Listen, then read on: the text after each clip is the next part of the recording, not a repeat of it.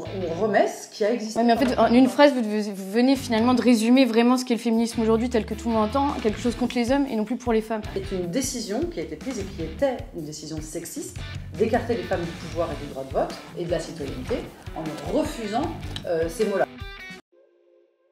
L'Académie française a vraiment une masculinisation de la langue française, puisque jusqu'à présent, contrairement à ce que disent nos ministres, le masculin ne l'emportait pas. Il y avait deux règles d'accord qui étaient utilisées, qui étaient la règle de majorité. N'importe quelle personne qui aura fait un peu de prépa littéraire saura qu'on n'a pas masculinisé en fait l'orthographe. On a mis un neutre en fait mais prend un petit peu les mêmes choses que le masculin, mais initialement c'était le neutre. Il n'y a pas une volonté de masculiniser et d'empêcher les femmes d'accéder à certains postes. Je pense que Jeanne d'Arc et Marie Curie n'ont jamais attendu l'écriture inclusive pour faire ce qu'elles ont fait et pour trouver leur place dans la société. Je ne pense pas que l'on s'empêche finalement d'accéder à certains métiers via l'écriture inclusive. Je ne pense pas, parce qu'on le sait très bien, quand on parle des Parisiens notamment.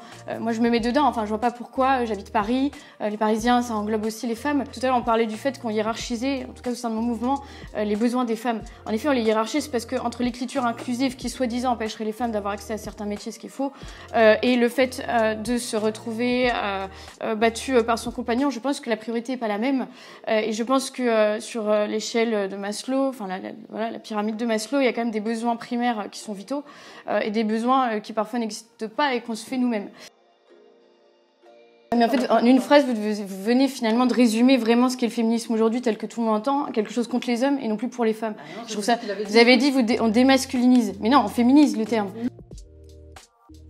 C'est une décision qui a été prise et qui était une décision sexiste d'écarter les femmes du pouvoir et du droit de vote et de la citoyenneté en refusant ces mots-là. Tous les métiers, tous les postes qui pouvaient amener à la citoyenneté, à l'érudition, à la culture et à une prise de pouvoir, ou en tout cas à un rééquilibrage des choses, qui ont été délibérément enlevées de la langue. Et je pense que le problème il est là, c'est qu'en fait on a beaucoup de femmes qui utilisent une idéologie et qui n'acceptent pas que quand ces chiffres-là sont contre leur idéologie, eh bien ils puissent exister même. Je suis désolée, l'écriture inclusive c'est bien d'en faire un cheval de bataille, mais en fait très peu de femmes se sentent vraiment concernées par ça.